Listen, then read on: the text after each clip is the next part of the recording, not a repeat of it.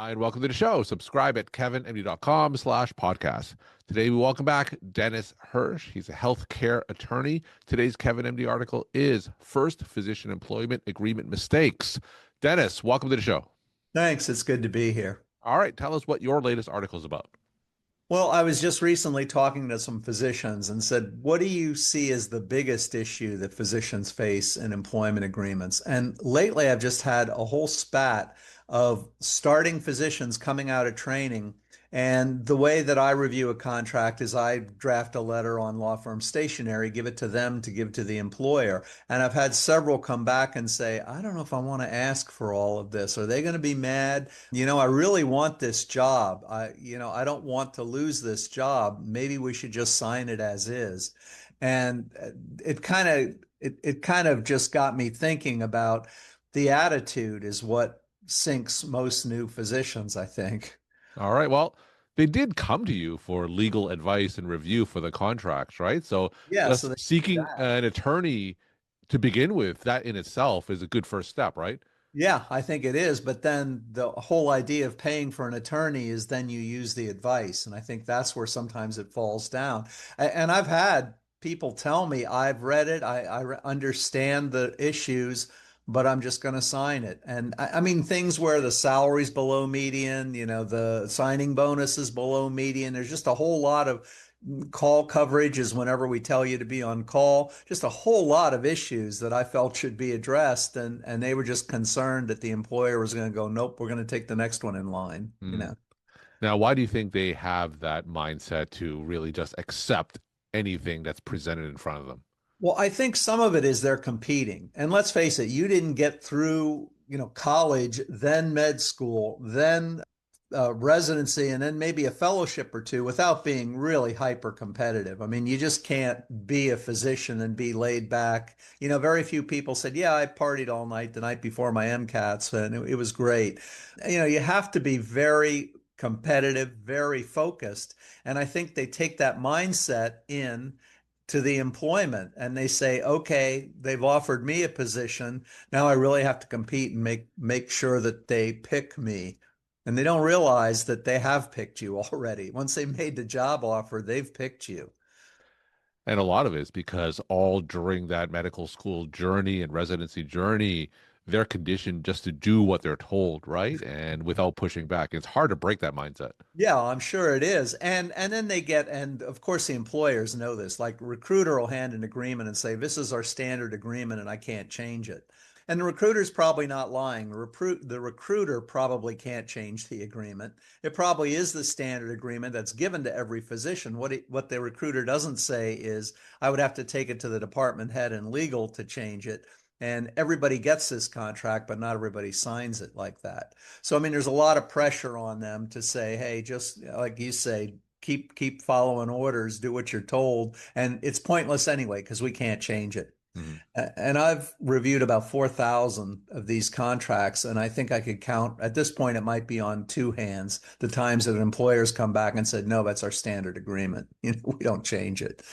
So by your estimation, fewer than 10 times out of 4,000 contracts that they weren't Yeah, able to change a standard contract. exactly. Exactly. So you said earlier that some of these early career physicians are terrified of losing the job. So in your experience, how often does an employer actually rescind an offer because a physician asks for some reasonable changes? Well, four times in my career. And one time was a physician came in and said, I've been around for a while, so they should make me a partner and I shouldn't pay for partnership. And and they said, nope. One time we had a credentialing issue, and I did have two where they just said, no, you seem to want too much, but that's two out of 1,000. And because you think about it, what I have had people say, and the ones that have standard contracts just say, no, we're not changing it. I mean, to say we're revoking the offer is kind of crazy, just say, nope, it is what it is, take it or leave it. And that happens on a few of the major employers. As I said, that was 10. That's what happened with them. Just no, that's it. We're not changing it. So in terms of rescinding the offer, you would classify it as a rare but non-zero risk. It's non-zero, but it approaches zero. I'm not good enough at math to say what 2 out of 4,000 is, but it's awfully, awfully low. So what normally happens? Like you said, you normally give these graduating residents a letter with your opinion on the contract. That letter is given to the employer. How about in normal circumstances? What normally happens after that? They'll say, we'll give you the first point. We won't give you the second. The third one, we're not going to change. The fourth one, we're not going to give you exactly what you asked for, but we'll kind of meet you halfway. And a lot of times, the worst case in most of these situations is we don't want to change the contract. How about if we jump up the signing bonus and the salary a little bit? Would you be okay then? And usually, I mean, I think the right answer is no, but a lot of people say, yeah, okay. I'll take more money. I'm happy. And from again, from your experience, what parts of the contract are typically the most malleable, typically that the employer comes back with some type of counter versus a straight no? Oddly enough, compensation. And I guess you can't blame them. If I'm buying your car, I don't know, but you would expect me to come in and say, here's my top dollar. I can't possibly give a nickel over this. You'd kind of expect me to come in a little low. So I think they do a first offer. And a lot of times I'll see, yeah, we can increase the signing bonus or we can increase the salary or, something like that. We can give you a retention bonus after a year, things like that. That's absolutely the most malleable. The rest are some of the stuff that for a small employer, it doesn't so much matter, but a lot of them say we'll assign you to wherever we want. So if you're in a big health system, theoretically they could say, "Hey, tomorrow, you're across the state. We've got a hospital there that needs your specialty, so tomorrow you're there." So those are the kind of things a lot of times I can get them to narrow it down and say, "No, it's these hospitals." And of course, the employer uniformly says, "Well, we would never send you. We would never do that." And my response is, "Well, if you'd never do it, then you shouldn't have any problem putting that in the contract." What about things like call and non-competes? How often do employers negotiate that? Less often. Call at least is something that I usually try to get some absolute max. This is not going to exceed more than 1 in 5, and they'll say, well, it's a business, you don't understand. And I'll say, no, there are locum tenens out there. You're not going to do more than 1 in 5. I mean, I've seen as bad as 1 in 3, but at least there's a limit. If you're in a four physician department and one gets pregnant, one retires, and one takes another job, you don't want to be 24/7, 365 call. So sometimes they'll be reasonable. A lot of times they'll be reasonable about saying it's equitable call coverage. Because I've seen that. I don't know why it is a freak coincidence, but everybody seems to get Christmas Day, the first year. It's probably just a coincidence, but they say it's going to be equal call. Well, if you think about it, if I get call every Tuesday, there's 7 of us. I get call every Tuesday. You get call every Saturday. That's equal. I got a day. You've got a day. It's not equitable. And how about non-competes? Do you find that gets negotiated out?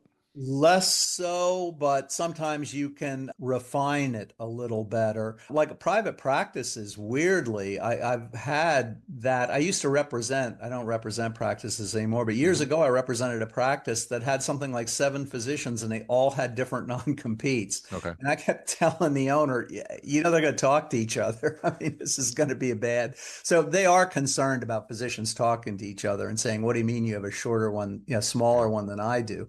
But a lot of times you can get it refined. I mean, the covenant ought to be based on your new office, not your new employer, every position, every Yeah. location it has. And it should be based on where you are working now, not every location your current employer has. So a lot of times they will be willing, they'll always say, well, nobody'd enforce it anyway, but the thing is the market will enforce it. So again, if you don't care and you'd never enforce it, then you shouldn't have any problem, clarifying it. You wrote in your article that employers often like seeing that a candidate has retained an attorney. How do you know that, and why do you think that is? Well, again, it's because I used to represent private practices, and the same owner that had all the different covenants not to compete, he would tell me, hey, this is great. He's serious about this. Mhm. If you think about it, you could apply to 8 places and just be playing them off against each other. But the odds are not good that you hired eight attorneys or one attorney eight times to look at eight contracts. So you've kind of signaled, I'm really serious about this position once you've, retained an attorney, kind of signals that this is the one I'm mostly looking at. It's kind of like a mentality shift, right? So I think that the idea that physicians are competing after they've won is definitely powerful. So, like you said, a lot of these newly graduate physicians, they are in that competition mindset. So how can they mentally shift from being a competitor to being the proverbial prize? Well, I think you just have to tell them, look, think about it. They offered it to you. They didn't throw it in a pool and say the first one to sign gets it. They didn't say, "Hey, I need this back tomorrow," or "We're taking it to the second person." They've indicated that they want you. And the thing is, it's not a cheap process for them. They may have had three physicians looking through CVs, interviewing, maybe taking you, around town and telling you what a wonderful place and every day's a holiday, here at Mega Health and all of that. And they were doing that instead of seeing patients and billing for the employer. So the employer has invested a lot getting you here. If there's a recruiter, I've seen some recruitment agreements are as much as a third of a year's salary. So the employer isn't just playing around. The employer has invested a lot of time and money into getting it, and they've decided they want you. You just got to kind of keep that in mind.